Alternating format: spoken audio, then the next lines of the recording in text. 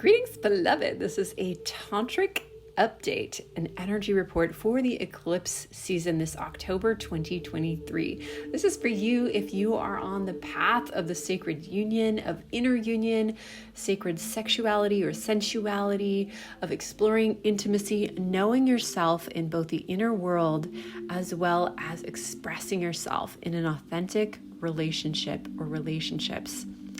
So we have this second eclipse season of the year. It's an annual solar eclipse happening on October 14th and a shallow partial lunar eclipse on October 28th. And the midpoint is on October 18th. What you can expect is a profound transformative energy. So expect the unexpected, expect intense emotions to navigate through, expect sudden shifts, bringing in significant movement into our lives. And also there's this theme of fear coming through. So that's kind of the general thing to pay attention to. That's a lot of energy to breathe in. So one hand perhaps on your womb or your gut and one hand on your heart. I've got this. I've got these cosmic roller coasters. It's already a part of me. I'm able to move through. So think about all the massive changes that you've been through in maybe just even the last week or in the last couple of years. You are so resilient. Now, there's going to be a lot of old resistance and even that part of us that is super hella strong, that wants to push through. There's going to be some breaking down of the old muscles so that new, more vulnerable aspects of ourselves, more refined aspects of ourselves can come through. So this means that we're going to be de-armoring parts of ourselves.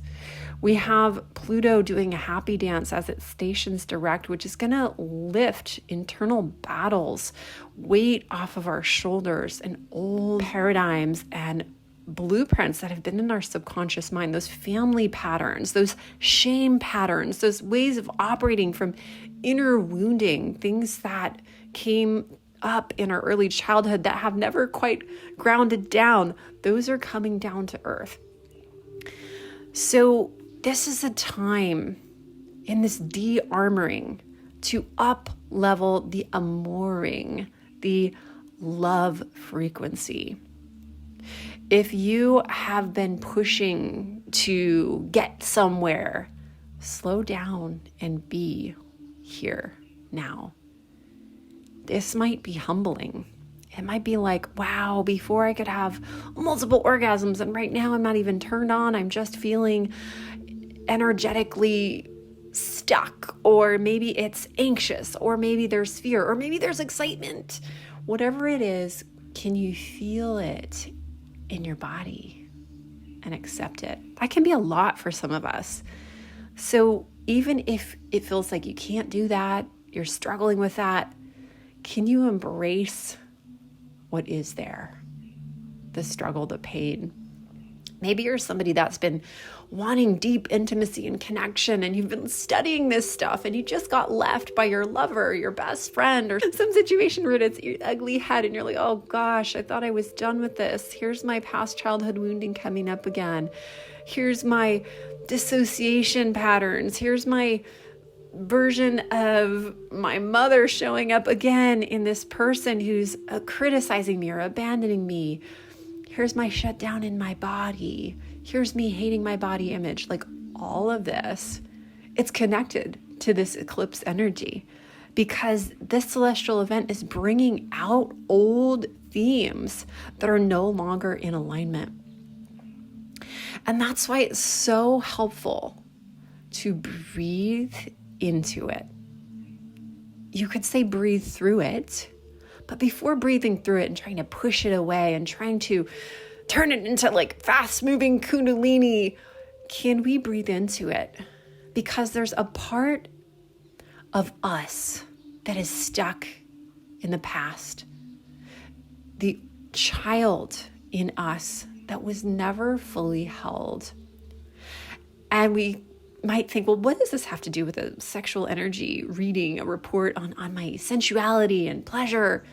Our inner children are the gateway to everything because they're a part of us that never goes away. And so as we stand on the threshold of pleasure, if our inner child is shut down, we're not reaching the full-bodied ascension type of orgasm. We're not connecting fully into ourselves and into the twin flame union with our twin flame DNA, really our divine feminine, divine masculine in its holy expression aligned in us. So our inner child in this eclipse season, we're opening up, kind of like opening up the bandage and going, okay, ooh, owie. And we're bringing in not only the healing elixir to fix, to solve, to heal. We're just saying, oh, it hurt. That hurts. And we're not negating or denying the pain. Instead, we're showing up and we're listening. And that's something that most of us couldn't do as children because we were too little, and our parents, our guardians weren't fully capable because, this goes down so many generations. Dissociation, fight, flight, freeze, trauma patterns, re-imprinting, perhaps due to collective situations, stories, mail order brides or slavery, or just that not good enough patterning of our family members going to school and the elites having the power of the language. In the past, we had, not everybody was welcome to learn, to be included. And slowly, as the Bible was translated from rare languages, Latin, into the common language, there was still this, I'm not good enough to be here energy. The elites don't really want me to be here energy. And that holds a big impact on us today, in our bodies, in our bliss. Because hello, we are here, all of us is here now, and yet we weren't fully welcomed at certain times in our past. So maybe there's a learning trauma that is coming up for you. Maybe you're at work, or you're taking a course, or you're remembering your early childhood schooling or sports, or trying to keep up and be that kid that fit in. And in your love life, that's showing up. You're like trying to keep up with your lover. You're trying to show them what you like, but you don't want to put them down because you're afraid that will make them feel not good enough because there's this inadequacy. So as we are looking at the wounding and lifting off the bandage, one of the solutions is to just love it and say, it's okay to be here. I'm with you. Whatever you feel is okay. It's not too much. And if you need to run, if you need to dissociate, that's okay too. That might be the best thing for you right now. In an ideal world, we have capacity to deal with our pain and wounding and traumas. And sometimes we're just not ready because it's overwhelming. And it's the same thing with pleasure and orgasm. We might think, I should be multiple orgasmic, or I should have these transcendental kundalini waves come through my body, or I should be somewhere where I'm not. Seems like everybody else is mastering this stuff, and I just, I don't even feel good when I look in the mirror, and I have a hard time just feeling my body or my emotions. Wherever you're at, it's beautiful, and it's the gateway to bring in more pleasure. I'll say that again. Wherever you're at is beautiful. It's the gateway to bring more pleasure in. It's like the coal that gets crushed in Superman's hand to be turned into the diamond. I don't know if you remember that scene, but we know that diamonds are just made of, carbon? It's made of junk. And you crush it, and it gets crystallized into this beautiful crystalline energy. That's our trauma. That's our treasure. And the way to crystallize it, the first step, is just to be present to whatever it is. It's like that lead in alchemy. We can't get to the gold unless we start with a base metal. So we got to say, well, okay, what are we dealing with? That's here. I'm wanting to leave my body when my lover touches me. Or I'm creating a sacred sensuality space for myself. And as I set up my love nest and I get the honey and the rose petals and I get the music playing, I'm getting distracted and I'm going on my phone and I'm thinking about, all the million things I should be doing instead of this, and sorting my laundry out and getting distracted. Wow. Can we just be curious instead of judging? Instead of saying, I should be this tantric priestess, or I should be this incredible person that's somewhere where I'm not right now and I need to put myself down. Can we just be like, wow, I'm curious? And in that curiosity is the master. Because we don't need to change anything. It's merely finding that we are already home. It's when we give ourselves, when we force ourselves to go from A to Z and we have a timeline, that we put all this pressure on ourselves. And there's nothing wrong with that. There's nothing wrong with having goals and saying, I want to be in an intimate relationship where I can feel fully safe and where I can talk about things and where we travel the world and we have multiple orgasms. That's a wonderful intention. And there's also this feminine opposite principle of be here now and be okay with that. And to be here, all it takes is curiosity, asking questions. What am I feeling in my body now? What do I want to feel right now? Am I safe right now? How do I know that I'm safe? What does my body feel like when I scan it from head to toe? And when I find that tightness in my shoulder, my jaw clenching, let's be curious there. What questions might come up? What does it feel like to be tight in my jaw? What does it remind me of? Do I have any memories of that? What does it want? So we can allow ourselves to be our own inner muses and coach ourselves. One of the aspects in coaching, and not only am I a certified life coach, I also certify women around the world to become love coaches, twin flame alchemists, dating and relationship coaches with my husband, and our university, Aphrodite University. So one of the things that we teach is that by asking questions, our client gets to find their own answers. And sometimes the question isn't as important as just shining the spotlight and saying, you have the truth, or you have a piece here. And by asking the question, it opens up inquiry.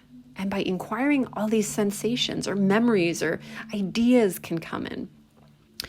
And if you're a tantric priestess or priest, or you have that aim, you want to be embodied. Tantra, what does it mean? It means to awaken, to grow, to transform.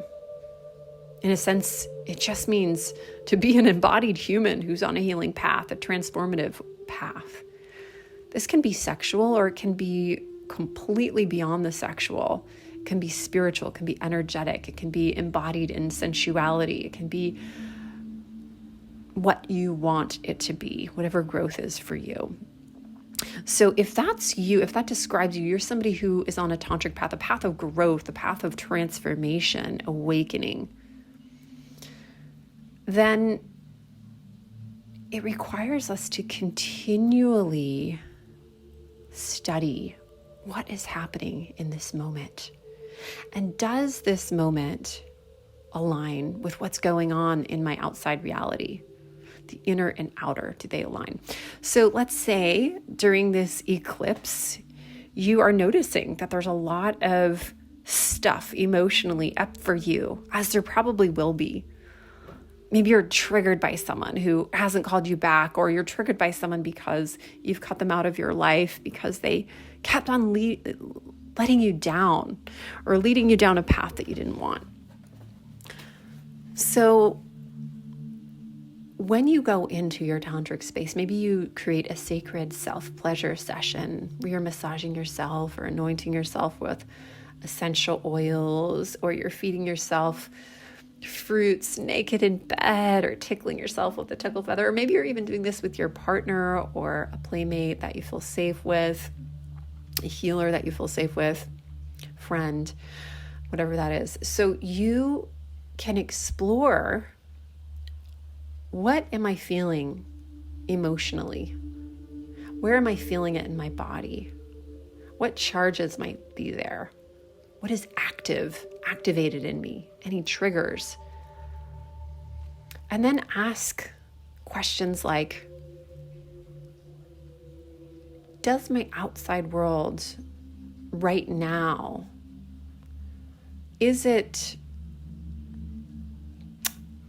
what is bringing that up from my outside world?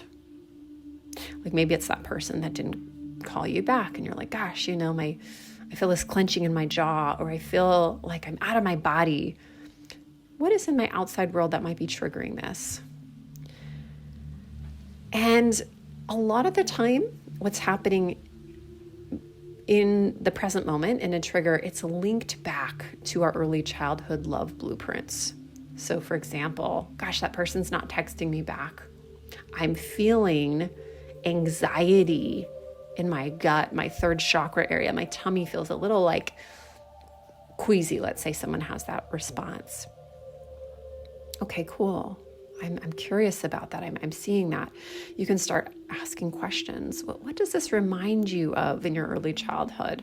Or, let's just dive deeper. What does it feel like? Okay, it feels like a tight ball. What is the emotion behind it? Oh, it's anxiety. What does the anxiety want? It wants to be held. How are you feeling held right now? I'm not feeling held. I'm feeling like I'm barely hanging on. So you can keep asking the questions, but it can be very helpful to identify what need is not being met right now. And of course, doing your best to meet it. Maybe it's getting a cozy blanket. Maybe it's slowing down. Maybe it's giving yourself some gentle touch on a certain part of your body. A scalp massage, putting some lotion on. These are all somatic healing techniques. Touch, self-touch, self-soothing. And maybe there's also some awareness of, as a child, I know I wasn't held enough. I know because I was a preemie, I wasn't touched very much. And so I'm shutting down. And just identifying, where might this have come from in the past? And then questioning, in this present moment, is the reaction I'm having right now, does it line up with what's happening in my life? Like, wow, this person is pissing me off and I'm labeling them as they're the jerk and I don't want to see them again. Like, is my response lining up with what is actually happening? Or maybe there's a trigger that's lighting up that's more having to do with my past. And if that's the case, what do I need right now? So a lot of people will go into love addiction, needing a partner to fulfill them sexually. And that is completely normal. I suffered from love addiction. I still find myself in moments of trying to source love outside of myself and catching myself in that, even though I'm a love coach and I've coached women for over 15 years and helping them identify how to self-love and to heal themselves. And it's just part of being human. And if you are a big love ball, it's normal to be messy because love is messy on planet Earth. Love is infinite and big and massive, and we're still figuring out how to bring that divine source energy into our bodies and stay balanced and whole, especially when we have all these holes and rips and tears in our aura from past traumas and blueprints and ancestral wounds, etc. So, let's just take a moment to pause and breathe. It's okay to be where you're at. And I personally feel that a lot of us at this time are going to start taking off our masks that we've been wearing that says, I'm okay, everything's good. I'm a super high achieving, blah, blah, blah career person, or my business is great. And a lot of us are going to start becoming more raw, real, and vulnerable, first and foremost to ourselves. And this is going to help us so much in our love, dating, relationship, intimacy spaces. Because when we're giving ourselves a false sense of safety by shutting a wound inside of us down, saying everything's fine, which is normal. It's what we do to survive and to keep on going. But during the zodiacs, during this time around in the eclipse season, we're going to have old traumas resurface and old memories and old emotions. We might not even remember what they are, but just like stuff is going to be popping off. So if we can nourish, that's a good word, nourish, not only repair and try and find the reparation in our relationships, let alone in ourselves, but if we can stay nourished, so that could be making sure that you're hydrated and well fed. It could be going for walks or slowing down in nature, being full of the yin. Yin is the feminine energy in Chinese medicine. So being full of the yin energy, slower, going inward, feeling supported, meditating while feeling embodied, connecting with yourself, and listening. What do I want today? So at this time, we might actually feel less of a desire to connect with our partners in an external kind of normal way. You might literally, instead of having an intense Tantra, lovemaking, Kundalini blasting open, soul shattering connection with your partner, you all might eye gaze and then decide to be in separate rooms and do journaling. There might be a lot of parallel play, parallel evolution, that when it's time, whether it's during the eclipse or after the eclipse, when it's time to reunite and come together, you'll be two more whole beings. Two or more. Maybe this is also going to happen in a non-sensual or sexual way with friends and family members. Or maybe it's sensual and you're cuddling with your friends. There's all kinds of things. So my best advice is to advise yourself, what do I need? Stay curious, ask questions, and to let it all be okay. You are ready to face your exquisite beauty, your exquisite pain, even if it's just one little step, baby step at a time, at your own pace. Just dimming the lights, or what's the opposite of dimming? Tuning up the lights, just a tiny fractal, so you can see more of what's in the room, more of the old pain and memories and fears.